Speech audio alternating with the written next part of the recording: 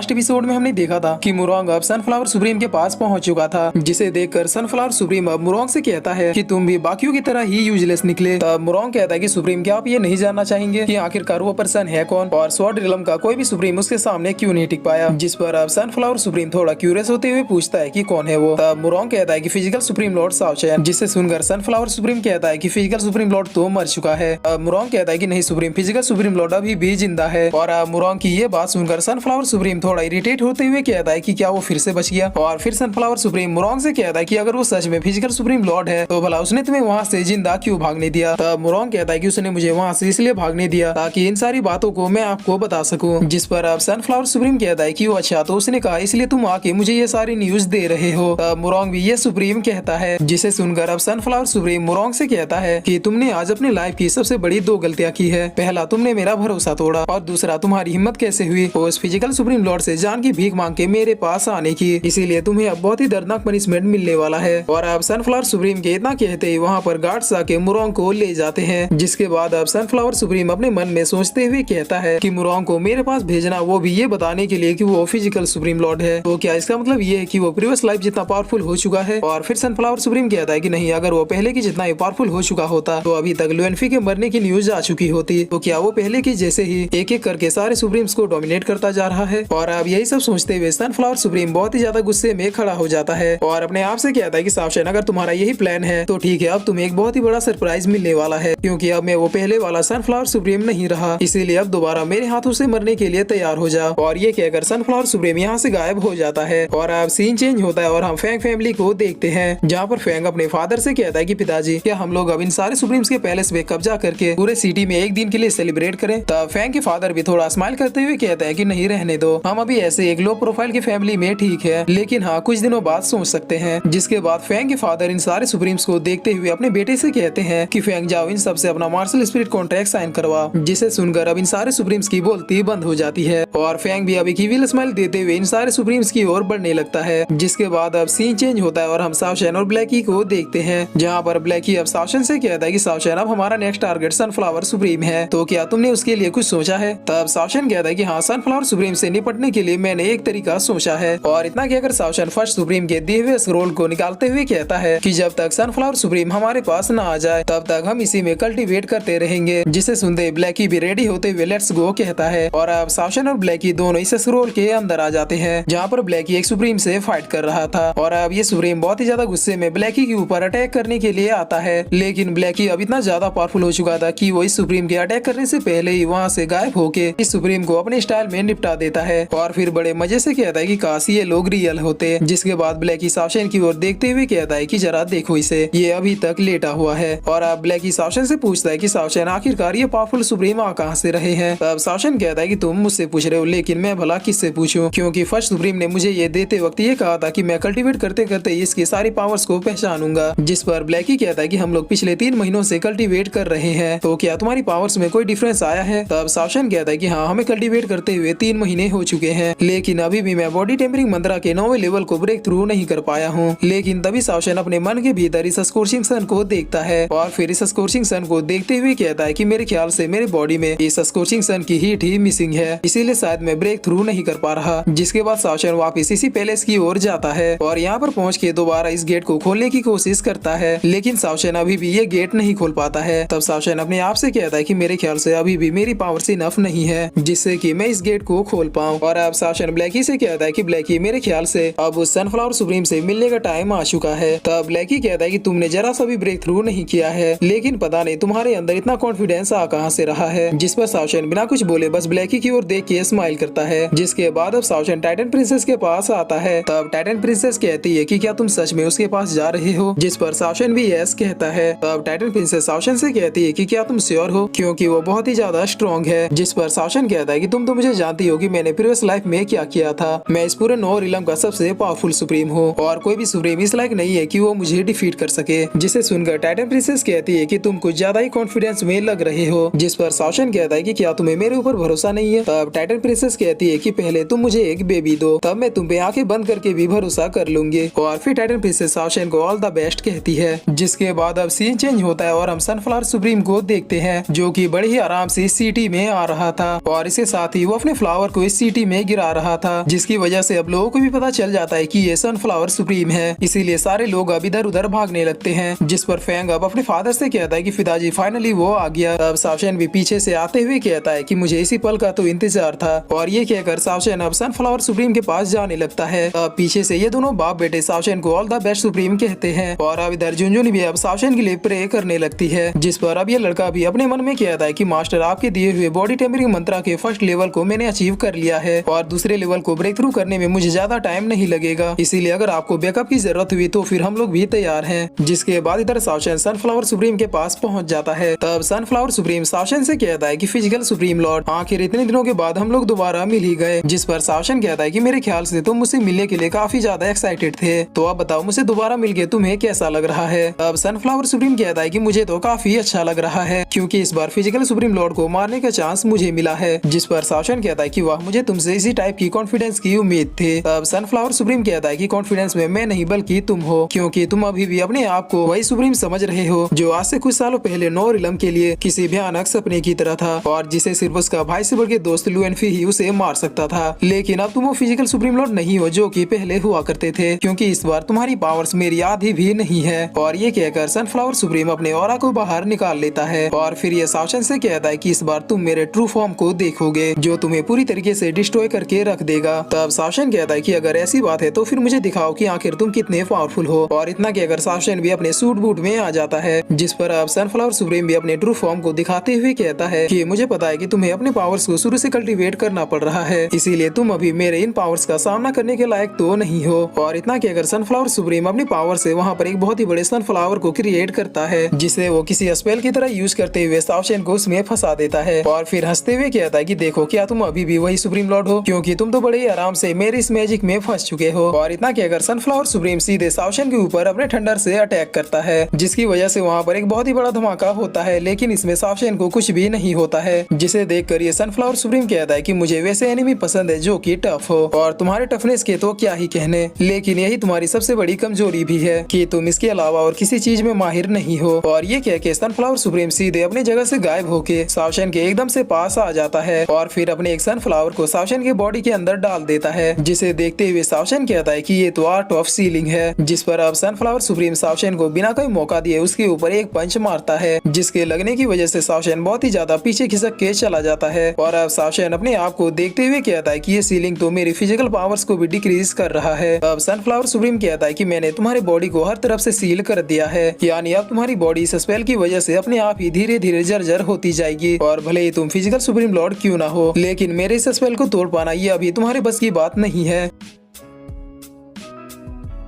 और फिर इसी के साथ ये एपिसोड यहीं पे खत्म होता है। तो गाइस, जानता हूँ मैं 2 दिन से बिना कुछ बताए गायब था, और इन 2 दिनों में मैं कॉलेज के असाइनमेंट और भाईवा की तैयारी कर रहा था, जो कि अब फिनिश हो चुका है, तो इसीलिए अब शायद मैं बिना किसी प्रॉब्लम के रेगुलर वीडियो डाल दूंगा।